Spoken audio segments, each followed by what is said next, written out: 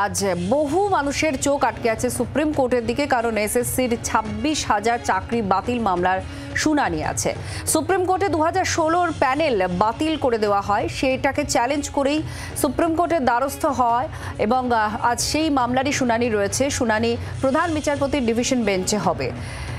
রাজীব চক্রবর্তী আমাদের প্রতিনিধি আমাদের সঙ্গে আছেন, আরো জানাচ্ছেন। রাজীব, একদিকে আমরা দেখতে পাচ্ছি এই আন্দোলনকারীরা তারা লাগাতার আন্দোলন করছেন, আর আজকে তারা অপেক্ষাও করছেন সুপ্রিম কোর্টে কি হয়।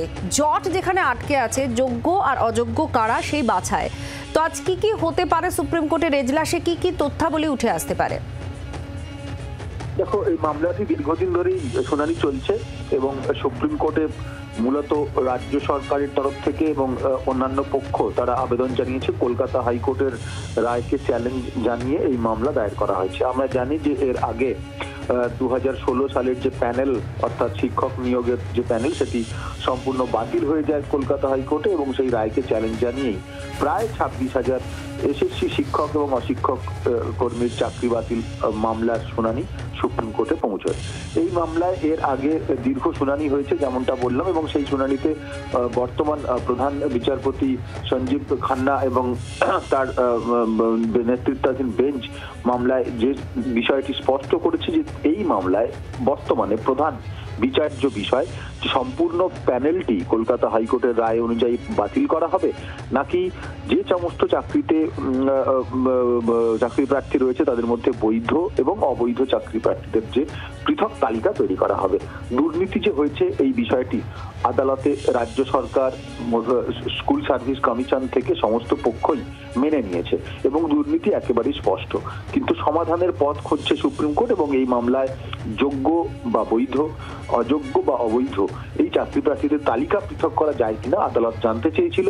রাজ্য সরকারের কাছে, এসএসসির কাছে উভয় পক্ষই জানিয়েছে যে সেটি সম্ভব।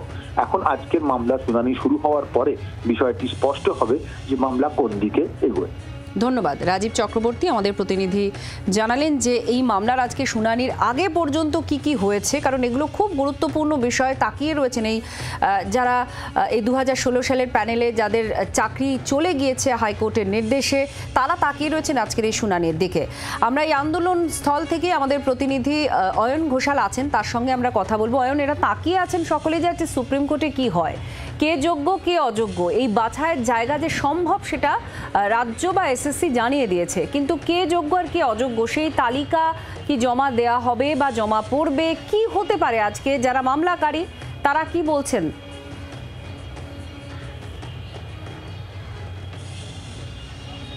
রাজীবের কথা সূত্র ধরেই বলি যে এই বেনজল বেছে নেওয়ার কাজটা কিন্তু খুব সহজ নয় এবং এই বেনজলের জন্য, অর্থাৎ 11% বেনজলের জন্য বাকি 89% অর্থাৎ সব মিলিয়ে 100%-এর গোটা প্যানেলটা খারিজ হয়ে গেছে। এবং আমরা গতকালও জানিয়েছিলাম যে গতকাল সকাল 10টা থেকে আজ সকাল 10টা পর্যন্ত, অর্থাৎ সুপ্রিম কোর্টের সেই অত্যন্ত প্রতীক্ষিত যে রায়, এই রায় আসার আগে পর্যন্ত এভাবেই প্রতীকী অনশন চলছে। 20 জন অনশনকারী তারা ইতিমধ্যেই অনশনে বসেছেন। এরা প্রত্যেকেই চাকরিহারা এবং এরা প্রত্যেকেই অধীর আগ্রহে তাকিয়ে রয়েছেন আজ সুপ্রিম কোর্টের রায়ের দিকে। এদের সঙ্গে আরও অগণিত এরকম চাকরিহারা শিক্ষক শিক্ষিকা রয়েছেন, নবম, দশম, একাদশ এবং দ্বাদশ, যারা প্রত্যেকেই মনে করছেন সুপ্রিম কোর্ট অন্তত এই বিষয়টিকে মান্যতা দেবেন যে সবাই অযোগ্য নয়।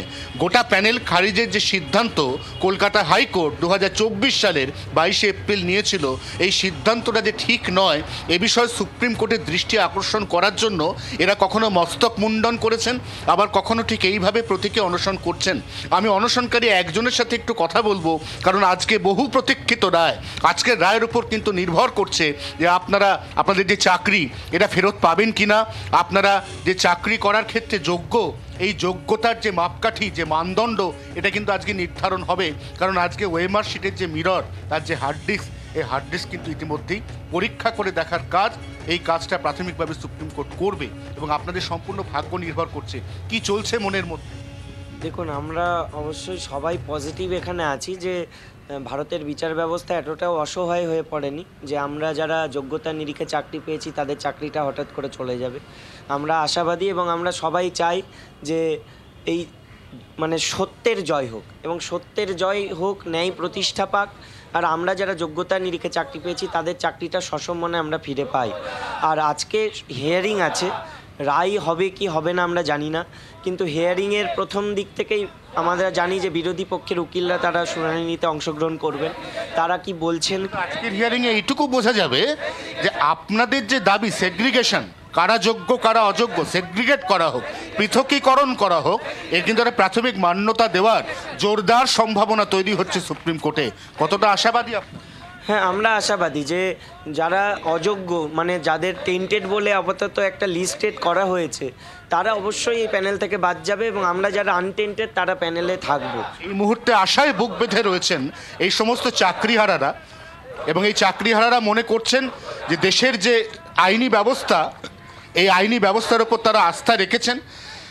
আজকে সকাল 10টা পর্যন্ত প্রতীকী অনশন রয়েছে এবং সংবিধানের প্রণেতা বাবা সাহেব ডক্টর ভীমরাও আম্বেদকর তার ছবিকে এখানে সাক্ষী রাখা হয়েছে, কারণ তারা মনে করছেন আইনের পথেই তাদের এই যে লড়াই, এই যে বঞ্চনা, এই যে সবাই মিলে একসঙ্গে অযোগ্য ঘোষিত হয়ে যাওয়া, এই যে গোটা বিষয়টা, এই বিষয়টা নিষ্পত্তির একটা জোরদার সম্ভাবনা আজ সুপ্রিম কোর্ট তৈরি করে দেবে, এমনটাই এখনো পর্যন্ত তাদের বিশ্বাস। বাংলার আওয়াজ, বাঙালির আবেগ, জি 24 ঘন্টা।